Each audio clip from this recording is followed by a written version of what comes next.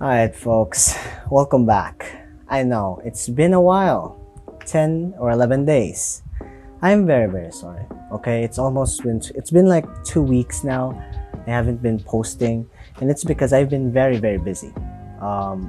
Actually, after this, I'm actually going to wrap my books because the end of the school year is up and coming, and around like July 13th will be our completion, and after that, goodbye. Goodbye 10th grade, and say hello to senior high 11th grade. So I'm very sorry if I haven't been posting. It's because I've been very busy, and I felt so burnt out for some reason. Hold on, let me just check. I've been very burnt out in the past few days. It's because I don't know, I'm getting tired of making reaction videos, and sometimes it's not really, I don't feel it's not fun anymore to do it. Like, so as a friend of mine actually told me in school to change it up, to try go back to gaming. Yeah, play games. But I don't have any powerful devices to play video games, and right now the channel is about history. It's not about gaming. You can play history games, but most of the history games that I like is in the computer, and I don't have a strong computer though, and that's a big problem. If you're wondering what are the games that I liked, it's actually hold on. It's actually Hearts of Iron 4, Crusader Kings 2, Crusader Kings 3 is in the computer, and I couldn't really just play it. And there we go, my recording has started. So yeah, so this is actually chapter 3 of the Search for D.B Cooper. And actually next video, I think I'm going to react to chapter 4 too. In this video, I don't know, just try to react to it. I'll just check how long has been. So yeah, and we might actually end it the next, or maybe this video will be, or this series will be four episodes. I don't know, but hey, like and subscribe for more videos like this. It's been a while since I've done a video, so let's go. Hold on, check the volume because it's sometimes very high. Okay, loud. I'm sorry. It's been a while. Oh my god. Having made little to no progress by early December, the FBI turned their attention to the $200,000 ransom. The money had been collected from the Seattle First National Bank. Now, if you're wondering, I know something about this. I actually learned it from school, surprisingly, where money can be traced. They can be traced if it comes from a bank. If it's like in a way like drugs, you sell drugs, that the only way you can get that money, you launder it. Am I right? I don't know. It's been a while since I've learned something, but what I've heard or what I've learned is the reason why they're going to follow the money, it's because it's from a bank where they can actually trace it. And I don't know anything. That's the only thing that I know, so let's continue. Which maintained a ransom package of $250,000 just for such an occasion. Because of this, the serial numbers of the $10,020 bank there we go, the serial number. Okay. banknotes given to Cooper had been documented in advance, a complete list of which were quickly made available to financial institutions, government agencies, and the general public. The intention was to make it as difficult as possible for Cooper to spend his money. Northwest Airlines and several newspapers even began to offer rewards to anyone who could find a note with a matching serial number. In spite of these efforts, no one ever did. That is until nearly a decade later. Wow. In early 1980, a young boy named Brian Ingram was building a campfire on a small beach in southern Washington. As he was digging into the sand, Ingram discovered 3 bundles of cash totaling $5,880. Having heard about the infamous skyjacking, Ingram's parents brought the severely degraded bundles to the FBI. The notes were promptly inspected, and sure enough, the serial numbers matched those of the ransom. Okay, now let's stop there. For me, what D.B. Cooper did, he maybe, this is my theory, he maybe hid it in that spot, maybe trying to wait for a long time, trying to wait it out. Because sometimes criminals do that, you know? They sometimes keep the money, they don't spend it, they keep the money for a long time, then after like maybe a few years, like a decade, they try to launder it and, you know, clean the dirty money. I don't know if that, I hope that's right. I hope that's a right phrase. Anyway, let's go. Once the excitement subsided, however, the money managed to raise far more questions than it answered, the most significant of which was how? How did the money end up so far away from the drop zone? Looking at this map, it might be tempting to think that Cooper simply dropped some of the money, which then fell into the Lewis River. Oh, makes The bundles sense. could then have been carried further downstream by the Columbia River before finally being washed ashore at Tina Bar, which is the name of the beach. Tina Mucklow, Tina Bar. Coincidence? Yeah, coincidence. Anyway, the problem with this idea is that the Columbia River flows in the opposite direction. Oh. This has led some, including members of the FBI, to re-evaluate the initial drop zone assessment.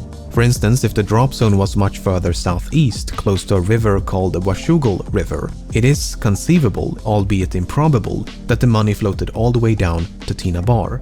Alternatively, the bundles may have simply landed on the beach if the flight path was further to the west.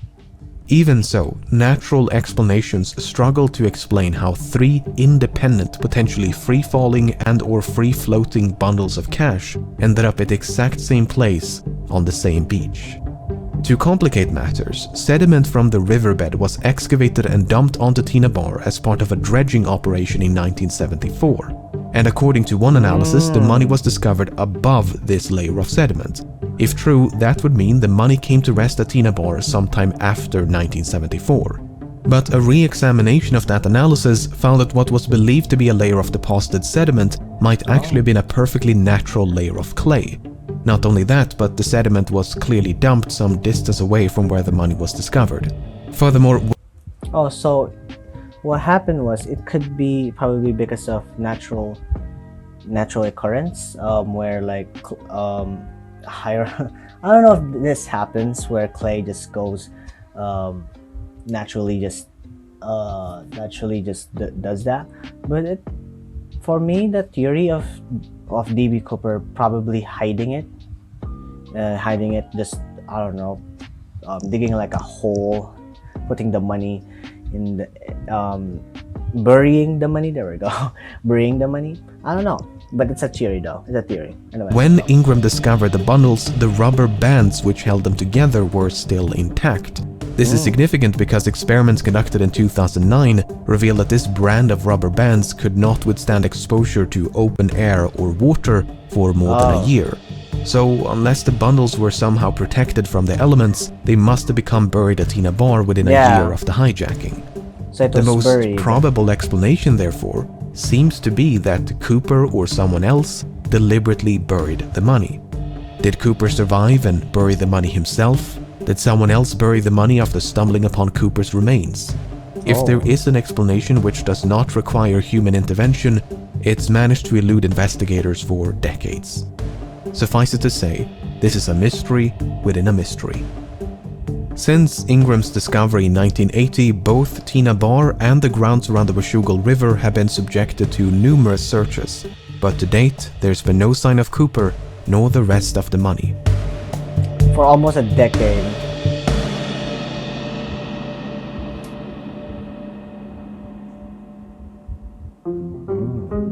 Chapter 4. A leap of faith. From the very beginning, it was assumed by many that Cooper did not survive his daring escape. It would not make for a very thrilling conclusion to this story, but that's the thing about stories. They're usually far more exciting than reality. While there is no hard evidence for nor against Cooper's survival, the assumption that he fell to his death is not without merit. Could be. It's because, remember this, right? He jumped off a plane at almost like middle of the night, pitch black, with only a parachute. And if you're wondering, he's going to land in a place where there's a lot of trees. And the last video, I don't know if last video I mentioned it, or maybe in the first episode, I mentioned where, like in World War II, Ally soldiers, when they jump off their planes with their parachutes, it's so if they got stuck in a tree, it's just fate. It's just fate. Anyway, for D.B. Cooper, it's just pitch black, and it's hard to navigate at seeing nothing and being surrounded by a lot of trees. So I don't know. It's maybe he died. For me, maybe he died because of that jump, because that's impossible. If he survived that is in a way. When Cooper leaped into the darkness, Flight 305 was plowing through a frigid rainstorm at roughly 170 knots, 10,000 feet above southern Washington. The wind was so violent that it ripped out a placard from the aft stairway, which was later recovered in 1978 almost directly below the estimated flight path. So he probably died. No, he didn't mention that it was almost like it was a rainy day, or just the wind. Oh my. Probably died when someone just found his body, or like the money just got into the water. Probably just just flowed in the river and then went to Tina Bar. I don't know. Let's go. To say that Cooper was not dressed for the occasion would be an understatement. The ground beneath him, meanwhile, was obscured by multiple layers of clouds, which likely means that Cooper jumped without knowing his precise location. Even if he could see the ground and had a specific drop zone in mind, the parachute he selected was non-steerable, meaning he would not have been able to steer his descent towards a specific landing spot, thus precluding any potential coordination with an accomplice stationed on the ground. While Cooper expressed some familiarity with parachutes, his actual competence level is up for debate. It's widely believed that Cooper demanded 2 pairs of parachutes, 2 primary and 2 reserve, to make the authorities believe that he intended to take a hostage. That is precisely what happened, as the FBI contemplated but eventually decided against sabotaging the chutes, as they did not want to risk the life of an innocent civilian. But in their haste to obtain them, they unintentionally provided Cooper with a non-functional dummy chute intended for training purposes. This mishap seems to have gone unnoticed by Cooper because that dummy chute was one of the 2 missing from the plane. Not only that, but Cooper chose the older and technically inferior parachute out of the 2 primary chutes provided. So in parachutes, there are like multiple types of parachutes. I don't know. I'm not a parachute expert, but me hearing about parachutes from World War I, from the military, they sometimes have you can still control it, right? Correct me if I'm wrong about this, because I only read that from an article. Okay, so yeah. So in both cases, it seems like Cooper made the worst possible choice. But there are other ways to interpret this information. For instance, it's possible that Cooper used the dummy chute not as a reserve, but as a means to secure the bag of money. In fact, that is precisely what Cooper tried to do with the functional reserve chute. First, he tried to place the money in the chute's canopy before removing some of the suspension lines and wrap them around the bag. Perhaps he used the dummy chute for a similar purpose. And Cooper's decision to use the older primary chute is not necessarily an indication of inexperience. It could also be a sign of familiarity, because the chute he left behind was a civilian luxury chute, while the one he used was a military chute. Okay, now that's interesting, because knowing that it's a military backpack with a military parachute, which means D.B. Cooper might actually have experience in using them. Maybe he was part of the military. I don't know. So let's go. The argument is that Cooper might have been trained as, say, a paratrooper and chose the older military chute because that's the one with which he was most familiar. And there is at least one other reason to suspect that Cooper had a military background. While the flight was in a holding pattern near Seattle, Cooper mentioned that the McCord Air Force Base was only 20 minutes away from the Seattle-Tacoma airport. At the time, that was an accurate assessment and might suggest a military background. Apart from the potential military connections, Cooper may even have had links to the Central Intelligence Agency. Oh, CIA. You see, the type of aircraft which Cooper chose to hijack, a Boeing 727, was also used by the CIA to covertly drop agents and supplies during the Vietnam War. A task for which the Boeing 727 was uniquely qualified due to its distinctive aft stairway. So it's fairly safe to assume that Cooper chose to hijack a Boeing 727 specifically because it provided a relatively safe means of escape. Whether he learned of this from the CIA or came to that conclusion independently is another question. However, the fact that Cooper chose to hijack a flight operated by Northwest Airlines was apparently random chance. When Tina Mucklow asked Cooper about his motives, he responded, "It's not because I have a grudge towards your airline, it's just because I have a grudge." He further clarified that Flight 305 just happened to be in the right place at the right time. Even so, it's clear that Cooper came prepared. He seemed to know a great deal about aircraft and aviation. He appeared to be familiar with the local terrain. He maintained a low profile to avoid a panic. He covered his eyes with a pair of glasses to conceal his identity. He left very little evidence behind, and he demanded 4 parachutes to force the assumption that he was taking a hostage. He was even cunning enough to reclaim the note which he'd initially given to Florence Schaffner. Apart from the name he wrote on his plane ticket, there are no other samples of Cooper's handwriting. Oh my. So that is interesting. He planned this very well. And for me, he might actually be a trained CIA agent or a trained military person. No, I don't know. Or paratrooper. We don't know. It's because it is what it is. No one knows who that D.B Cooper is. Anyway, let's continue. But for all his planning and cunning, it seems Cooper did not give enough thought to his eventual escape. Not only did because he said he's from Seattle. Okay, sorry. I didn't mean he's from Seattle, but from Seattle, and him wanting to go to Mexico City doesn't make sense because it's a very long trip. This is like 1970s, 1980s. Planes aren't still very modernized, or let's say not really stable yet. You know, they're the security. You know what? The security is still not published. Refurbished. I don't know what wording. It's been a while. Okay, I've been speaking Tagalog. It's been a while since I spoke English. Okay, the security in airports are still not.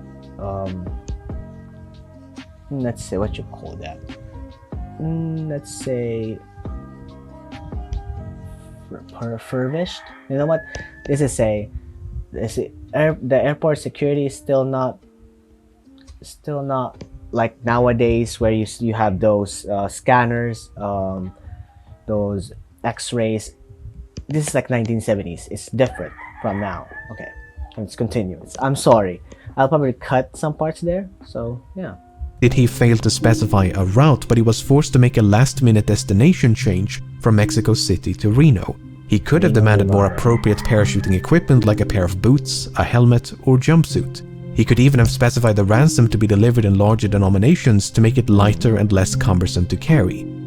Presuming he did survive the fall and made it safely to the ground, he may then have had to make his way through a dense, partially snow-covered forest in nothing but loafers and a trench coat in late November. I get the distinct impression that Cooper's escape was much more of a leap of faith than a carefully executed jump. Yeah, it makes sense. On the other hand, authorities never received a missing persons report matching the description of Cooper in the wake of the hijacking. This might suggest that Cooper did survive and that he swiftly and quietly resumed his normal routine. Furthermore, other hijackers have performed similar stunts, and many of them did survive, even if they were quickly apprehended. Finally, the simplest explanation for how 3 bundles of cash ended up at Tina Bar is human intervention. At the end of the day, most of this is based on nothing but supposition. Without any concrete evidence of Cooper's demise, it leaves the door wide open to the far more exciting proposition that he did, in fact, survive. Possibility, a massive theory. Oh my, chapter 5, the suspects. So we're gonna end it here, okay? This was a fantastic episode, or let's say fantastic chapters, because we reacted to chapter 3, chapter 4. It was great. So thank you for watching. Holy crud, I'm back. Oh Jesus, I am very, very sorry. I'm just going to, yeah. You know what? I'll keep it there. So yeah, folks, thank you for watching. Like and subscribe for more videos like this. I'm very, very sorry if I'm like this. So yeah. Oh, I'm back. See you next video. Bye.